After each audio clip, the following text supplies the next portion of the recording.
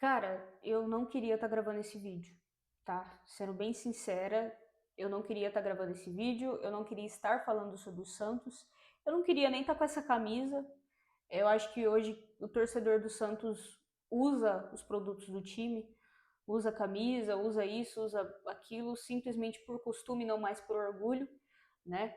Eu sou de uma época que quando o time perdia um clássico ou perdia um jogo grande, um jogo decisivo, você não saía nem com a camisa do time na rua por vergonha de ser zoado, né? Mas eu acho que eu me acostumei tanto a ver o Santos sendo eliminado, a ver o Santos perder jogos importantes, a ver o Santos ser diminuído e se diminuindo, não é ninguém que faz isso com o Santos, é ele que faz isso consigo próprio, que eu, cara, sabe aquele meme? Nem dói mais? Eu sou assim, saio com a camisa do Santos por puro hábito, não mais por orgulho. Digo que torço para o Santos, não mais por orgulho, mas porque sou fiel àquilo que eu escolhi, né?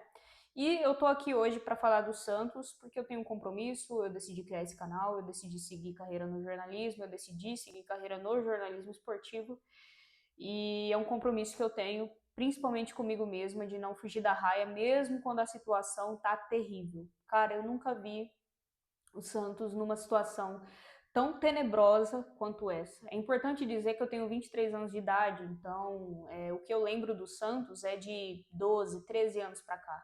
Comecei a torcer quando eu era criança, vi muita coisa ruim, né? Em 2015 o Santos devia até para floricultura. Vi o Santos ser vice algumas vezes para o Palmeiras, apanhar em clássico pra caramba para o Palmeiras. Esse ano a gente está sendo freguês do Corinthians.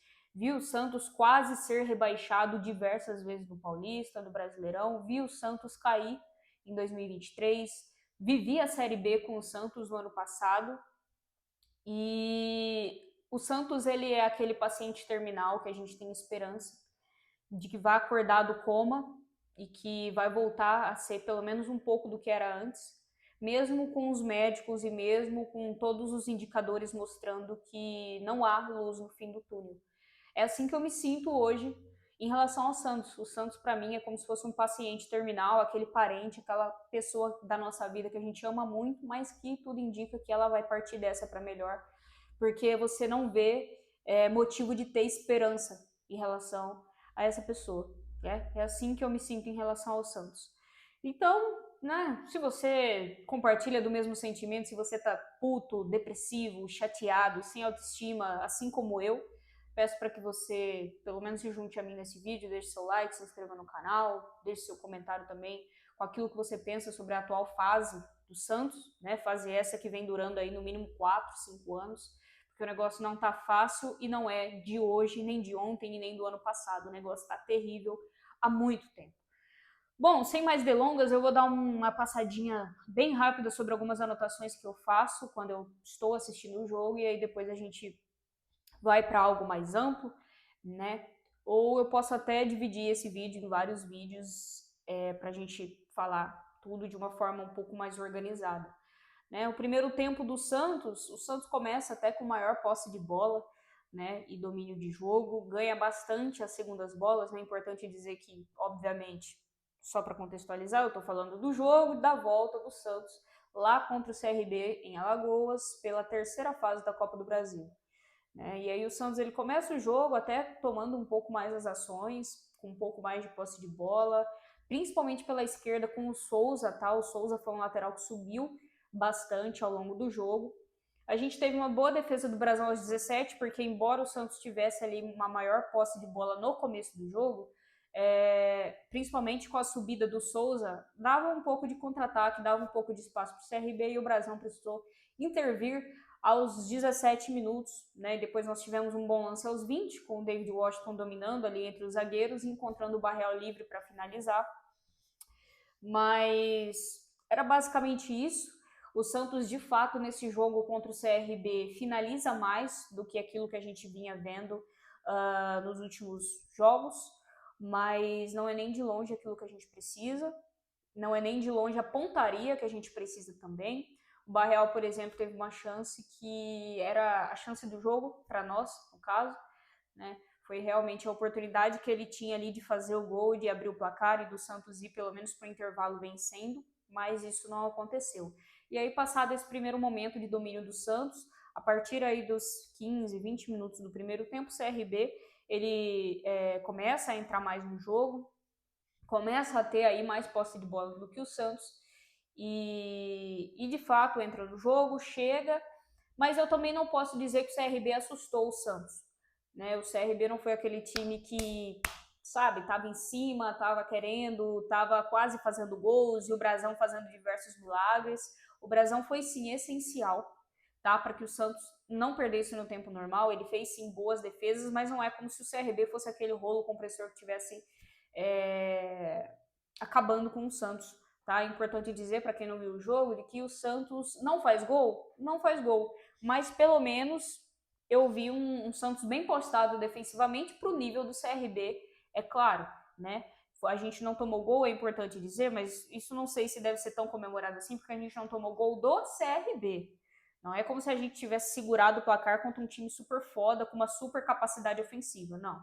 Foi contra o CRB, o Santos até conseguiu se segurar, não teve grandes sustos, mas quando o CRB chegou, a gente teve boas intervenções do Brasão, né? Então aqui, como eu tinha dito para vocês, ele chega mais, né? O CRB chega mais pelo lado esquerdo do Santos, porque naturalmente o Souza sobe bastante, e isso dá espaço para que o CRB avance pela esquerda, né? Mas depois nós tivemos outra defesaça do Brasão aos 41 minutos do primeiro tempo, né? Que homem é Gabriel Brasão aos 24 anos, segurando as pontas e fazendo defesas do jeito que ele faz. É um cara que inevitavelmente o Santos vai ter que negociar ele em algum momento. A multa dele é alta, mas eu acredito que o Santos mesmo assim consiga fazer uma boa negociação com eles. O ideal seria vender pelo valor da multa, né? Mas a gente sabe que isso nem sempre acontece. Se chegar uma boa proposta na mesa, a multa ela pode ser negociada. E eu acho que, infelizmente, no meio do ano é isso que a gente vai ver em relação ao Brasão. Porque o Santos precisa de dinheiro. O Santos está com, acho que 2 ou 3 transfer bans batendo aí na porta. E o Brasão ele é uma oportunidade de você fazer caixa, né?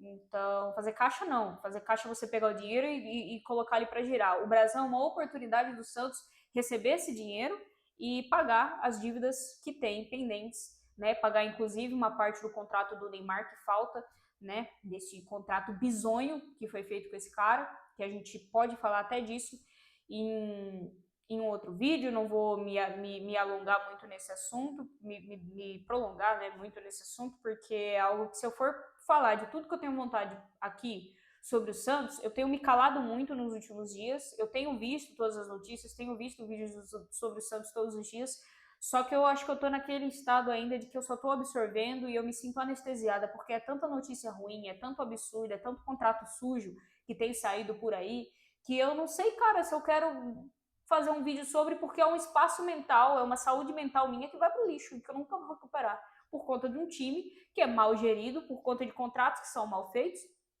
né? E, enfim, mas falando aqui ainda sobre o jogo, o Brasão fez uma ótima defesa, termina aí o primeiro tempo. E aí, resumidamente, o Santos teve um bom início, com boas chegadas, mas sem chances óbvias. A mesma coisa pro lado do CRB, sem muitas chances óbvias. E o último terço do campo das duas equipes não era bom, tá? O Santos não conseguia finalizar bem, idem o CRB. O CRB também não conseguia finalizar muito bem. E isso fez com que o jogo fosse para o primeiro tempo no 0-0. No segundo tempo, a gente tem um segundo tempo que começa um pouquinho mais devagar, mas com o CRB chegando mais. O Brasão de novo faz uma ótima defesa aos 10 minutos do segundo tempo, então já são 3 ótimas defesas até aqui, isso daquelas que eu anotei, fora as outras intervenções que ele teve ali, né?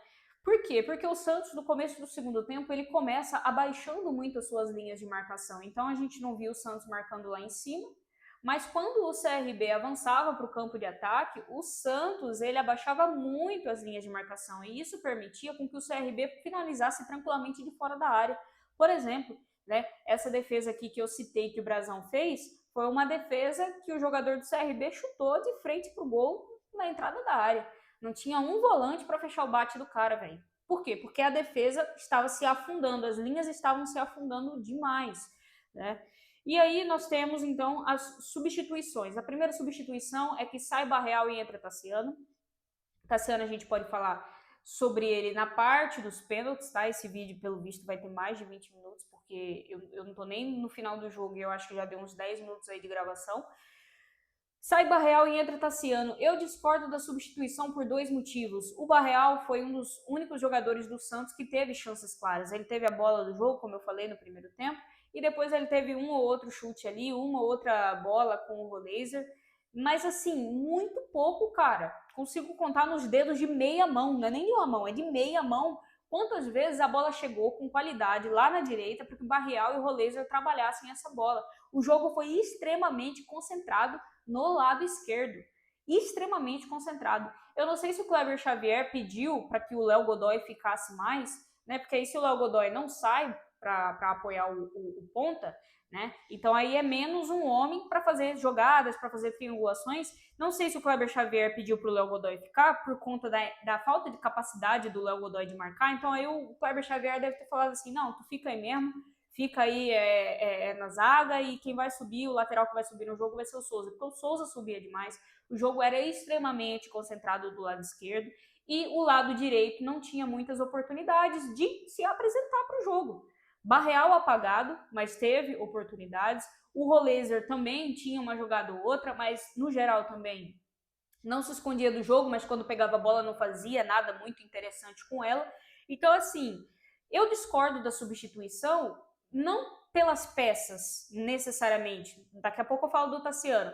Mas pela forma de jogo, pela proposta de jogo, que não foi interessante no meu ver. Né? Você joga, você concentra o jogo inteiro na esquerda e os jogadores da direita, eles estão ali para fazer volume? Então, assim, para mim, a saída do Barreal é injusta, porque o cara não teve nem chance de jogar direito, porque a bola não chegava nele. Ele teve sim oportunidades que ele desperdiçou, teve um chute contra o Corinthians que ele chuta mal. Na partida de ontem também ele não finaliza de uma forma que seja interessante, né? Porque ele teve chances de fazer gol. Mas mesmo assim, entre Barreal e Tassiano, pô, pelo amor de Deus, não tem nem dúvida, né? Dada a qualidade, o nível hoje do elenco do Santos, não tem nem dúvida de que Barreal à frente de Tassiano 1000 vezes. Inclusive, para ficar perto de terminar o jogo, não para sair aí com 10, 15 minutos no segundo tempo. Eu não via necessidade de tirar o Barreal naquele momento. Para mim era muito mais uma questão tática de falar para os caras, vamos distribuir esse jogo, não foca só na esquerda, né? Mas enfim, o Barreal sai, entra o Tassiano e, cara, o Tassiano, eu não gosto dele pela direita, eu não gosto dele como falso 9, eu não gosto dele jogando à frente. Tá? Se eu ainda tenho alguma esperança de que o Tassiano possa vir a ser útil para o elenco do Santos, para uma composição de elenco, que fique bem claro, é jogando como meia, é jogando talvez como segundo volante, que eram as funções que ele fazia no Bahia. Quem é que inventou que o Tassiano é ponta direita, pelo amor de Deus? Quem é que inventou que o Tassiano é falso 9? Não dá pra tancar, cara, não dá pra entender um bagulho desse, pelo amor de Deus. Quem foi que inventou que a função desse cara é essa? Pelo amor de Deus. Não. E aí, enfim, ele entra de novo pela direita. Eu detesto o Tassiano nessa posição. Já não sou muito fã do jogador, principalmente pelos valores que ele foi trazido ao Santos. Mas jogando na direita, jogando no ataque, como falso 9, como se ele fosse uma opção de ataque, para mim não existe isso. Tá? Ele simplesmente não existe nessa posição. Depois nós tivemos saída de Roleiser e entrada do Neymar, assim como o Felipe Noronha, né? Eu tenho muita vontade de ver Roleiser e Neymar jogando juntos, mas não foi dessa vez que a gente viu isso. Aparentemente, o Tassiano é melhor do que o Roleiser na direita, né? Porque se for, por exemplo, para tirar o Barreal, porque o Barreal não está correspondendo, bota o Roleiser na direita e bota o Neymar para armar o time, pô. O Roleiser também joga pela direita, é importante dizer isso, né? Então, você não precisa usar o Tassiano na direita porque você tem outros jogadores melhores do que ele que podem fazer essa função. Importante dizer isso. Depois sai Zé Rafael e entra um bom tempo. Sobre o Zé Rafael, eu acho que aos pouquinhos ele vai ganhando confiança. É importante dizer que o cara volta de uma cirurgia na coluna, é uma cirurgia em uma área muito delicada do corpo, né? E aí ele aos poucos vai ganhando confiança, vai ganhando mais minutagem também, daqui a pouco ele vai estar terminando o jogo, e enfim. Eu só não gosto da ideia de que o Bom Tempo seja o reserva do Zé Rafael. Primeiro que o Bom Tempo não é volante. Quem inventou o Bom Tempo como volante foi Pedro Caixinha. O Bom Tempo é atacante. O Bom Tempo joga também na ponta direita. Olha só, outro nome para jogar na ponta direita além do Tassiano, hein? Quem diria? O Bom Tempo joga pela direita, o Bom Tempo consegue fazer as funções mais à frente, né? Inclusive, ele teve uma boa finalização depois que entrou na partida com uma jogada ali com o Neymar. E aí você tem os caras colocando ele como se ele fosse só segundo volante, como se ele soubesse só fazer essa função. O Bom Tempo não é volante. Ele foi adaptado, correspondeu muito bem, tá? Inclusive dos volantes que a gente tinha no elenco, ele adaptado, ele improvisado, era melhor do que os volantes que a gente tinha, que a gente tem, né? Porque o Pituca ainda tá aí, o Schmidt ainda tá aí. Mas eu não vejo ele sendo esse cara. Mas já que você quer colocar o Bom Tempo como segundo volante, não dá para deixar ele no banco.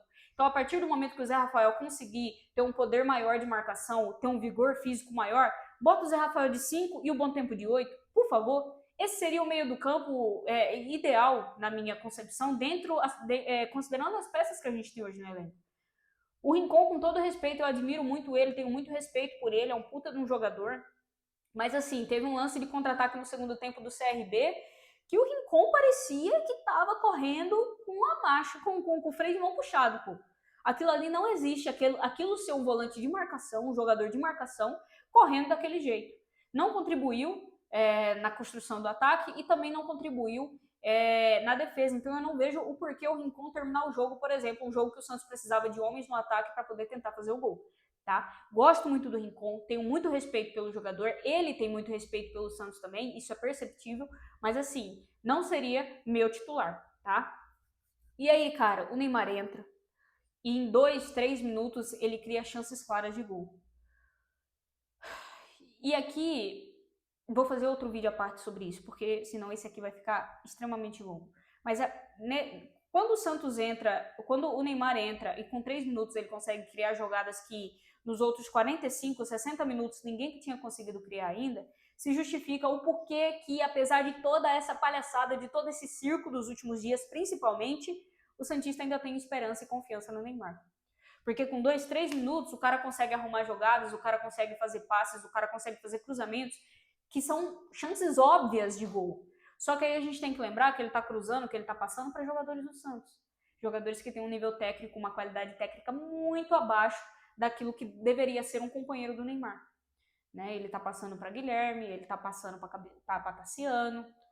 Então, assim, fica difícil realmente dele fazer alguma coisa concreta, porque, como ele disse na entrevista de saída de campo, ele não consegue fazer tudo sozinho. Mas, inclusive, essa entrevista me deu a torcida de nariz, tá? Da postura dele, do jeito que ele fala. Eu entendo que ele deve estar puto, deve estar incomodado, o Santos tinha acabado de ser eliminado, mas assim, não gostei muito da postura, do jeito que ele falou, meio que dando de ombrinho, fazendo biquinho, porque não sei se vou renovar ainda, porque não depende só de mim, irmão, a gente sabe que não depende só de você, até porque até agora você não estava jogando, né, então é perceptível que não depende só de você, porque se a gente dependesse só de você, a gente estava na mão, né, a gente estava aqui, fudido como estamos, mas provavelmente se dependêssemos só do Neymar Júnior, se fosse só ele em campo, o Santos não existiria porque ele não joga, né? Então, depois nós tivemos boas defesas do Matheus Albino, é um nome que inclusive deve ser destacado para o futebol nacional. Um goleiro como o Matheus Albino, com todo respeito ao CRB, mas um goleiro como o Matheus Albino merece destaque em um clube um pouco maior para ter mais visibilidade, porque ele é um goleiro que faz boas defesas, tá? É um goleiro muito consistente, no jogo de ida ele foi muito bem, nesse jogo da volta muito bem também, fez milagres. Se de um lado a gente teve o Brasão segurando o placar para o Santos, do outro a gente teve o Matheus Albino fazendo defesas importantíssimas que impediu que o Santos saísse com a vitória lá do Rei Pelé, né? E aí, cara, no final do jogo ele fica lá e cá, depois sai o David Washington, entra o Tiquinho, o David Washington que não vem correspondendo às expectativas que a gente tinha sobre ele. Eu ainda acho ele melhor do que o Tiquinho, mas assim, não é nem perto daquilo que eu esperava que o David Washington fosse ser do Santos. Sai Souza, entra Basso, isso daqui eu não vou nem comentar, tá? O Souza tá voltando de lesão, é verdade, mas aí você coloca o Basso. Mas ia colocar quem? Exatamente. Já tá ruim com o Basso no banco. Mas aí você olha pro banco e você fala, vou colocar quem? Se não é uma porra do Basso. Porque não tem zagueiro, pô. O Gil, né? O Gil, aparentemente, foi embora. Aí você vai colocar o Luizão, que não tem confiança nenhuma. É um garoto que aparentemente perdeu toda a confiança dele no primeiro jogo que ele fez com o Santos, na primeira falha dele, e não superou até hoje. Então, assim, cara, tá sem zagueiro. Eu sinceramente, sobe os meninos do Sub-20, que eu nem sei direito se são bons ou se são utilizáveis, mas não bota o Baço em campo, não, pô. Botar o Baço em campo, um cara que tava no ano de rebaixamento do Santos, um cara que por conta dele, né, desse jogadoraço que o Santos contratou, a gente tá com risco de correr um transfer ban aí. Não bota o Baço em campo, não, pô. É um escárnio com a cara do torcedor. É uma palhaçada, tá? É uma palhaçada botar o Baço em campo. Mas enfim, tá lá no elenco, foi utilizado. E ainda bem que foi só no finalzinho do jogo, porque senão, se tivesse dado mais minutos para ele, eu tenho certeza que ele teria comprometido em alguma coisa.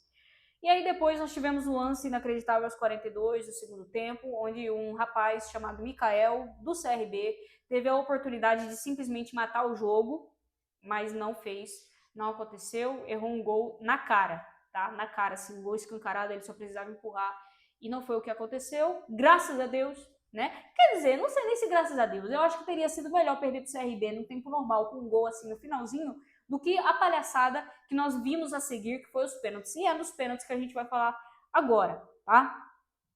Bom, nós tivemos aí o Brasão pegando o segundo pênalti do CRB. E aí, isso que é foda. Porque foi assim, o Neymar, ele abriu a sequência batendo o primeiro pênalti. Alguém aprendeu a lição da Copa de 2022, se eu não estiver enganada, onde o Rodrigo começou batendo e ele já perdeu, e aí depois foi só ladeira abaixo, né? Alguém aprendeu a lição. O Neymar abriu a sequência, chamou a responsabilidade, foi lá, bateu muito bem, como ele sempre bate pênalti, né?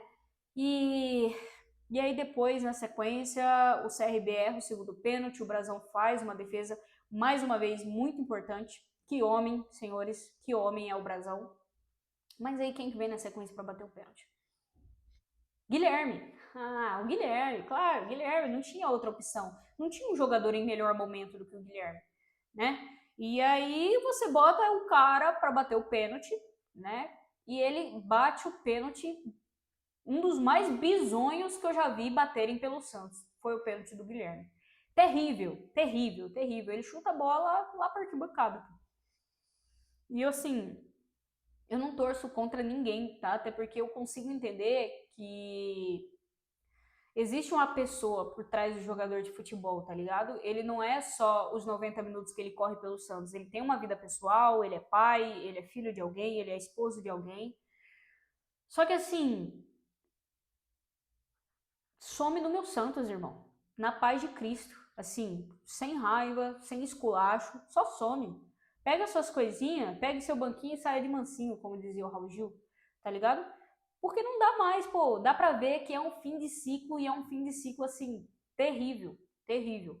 O Guilherme, ele vem pro Santos para jogar a Série B, faz até que uma boa Série B, com gols importantes, sendo artilheiro do time, passou por uma seca de gols, inclusive, na própria Série B, mas, no geral, foi um cara que ajudou muito. Só que, assim, e aí? Esse cara é o cara que vai ajudar o Santos a permanecer na Série A? Um cara que teve crise na Série B, que não conseguia fazer gol na Série B por uns 10, 11 jogos, se eu não me engano, ele ficou na seca. Esse cara que realmente vai ser o titular, ponta direita do Santos, e que vai conseguir, ponta esquerda, na verdade, perdão, e que vai conseguir fazer aí bons lances, bons gols, que vai ajudar. Então, assim, aproveita que ele ainda não fez o 7º jogo por um clube da Série A, né? Ainda não fez o 7º jogo pelo Santos, e tenta negociar esse cara. O Atlético Mineiro tava doido querendo, pô. Por que não negociou? Agora os caras têm o Dudu lá, provavelmente não vai querer de volta abrir negociação em relação ao Guilherme, né? Então, enfim, só sai do meu Santos, irmão. Guilherme, obrigada pelos serviços prestados, obrigada pelos gols da Série B, pelos golzinhos do Paulistão também, que ajudou a gente a não estar em uma situação ainda pior, mas assim, irmão, não dá mais. Só mete o pé. Eu não consigo ver você jogando com a camisa do Santos mais. Sinceramente, me entristece saber que você é jogador do Santos hoje, tá? E aí, enfim, ele isolou, depois nós tivemos aí ainda mais alguns pênaltis. Uma coisa que me deixou muito incomodada foi que colocaram o Bom Tempo para bater o 5º pênalti. Se o Bom Tempo erra aquele 5º pênalti, o que iam cair matando em cima do garoto não era brincadeira, tá? Aí você tem um jogador que custou 32 milhões e ele não bate pênalti. Ele não bota a cara para bater um pênalti. E aí o Zé Ivaldo só foi completar a derrota do Santos, né? Quando o Zé Ivaldo caminha pra bola ali, eu não sei se fui só eu, mas eu acho que você sente que vai dar merda, você sente que o cara vai errar, que o cara não tá confiante para bater, e foi o que aconteceu. O Matheus Albino pegou o pênalti e o Santos foi eliminado na terceira fase da Copa do Brasil para o grandíssimo CRB. E é isso. Méritos ao CRB, que conseguiu segurar os empates, podia ter até ganhado o jogo de ida, conseguiu segurar o empate no jogo da volta, fez uma boa sequência, né, de pênaltis. E vergonha pro Santos, cara, que praticamente o ano acabou para nós. Né? Agora é concentrar todos os treinamentos e todas as energias possíveis para tentar fazer alguma coisa no Brasileirão, para ver se evita pelo menos uma queda, sabe? Mas, sinceramente, eu não consigo acreditar nisso, eu não consigo botar fé que o Santos vai evitar cair. E eu, sinceramente, cara, eu só queria que o pesadelo acabasse, sabe? Eu só queria dizer para vocês aqui, ó, galera, tô otimista, tô vendo uma luz no fim do túnel, as coisas vão melhorar, a gente vai sair dessa, mas eu não consigo porque eu não acredito nisso. Eu acho que nenhum santista que realmente acompanha e ama esse clube acredite nisso nesse momento. Talvez as coisas melhorem daqui a 5, 10, 15 anos, se é que daqui a 5, 10 ou 15 anos o Santos, enquanto instituição, ainda vai existir. É muito triste falar disso, é muito triste falar de um time histórico e vencedor como o Santos falar dele assim, mas a gente não vive de passado, a gente vive de realidade, e a realidade do Santos hoje é essa. Eliminado na Copa do Brasil, na terceira fase, e ocupando a 19ª colocação do Campeonato Brasileiro depois de 9 rodadas, com 5 pontos somados. É vergonhoso, é deprimente, e eu vou parar por aqui.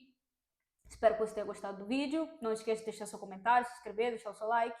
E eu te vejo num próximo vídeo, porque, cara, esse vídeo ficou comprido e eu deixei de abrir muitos parênteses aqui, tá? Então provavelmente teremos mais vídeos sobre a situação do Santos nos próximos dias. Beijo!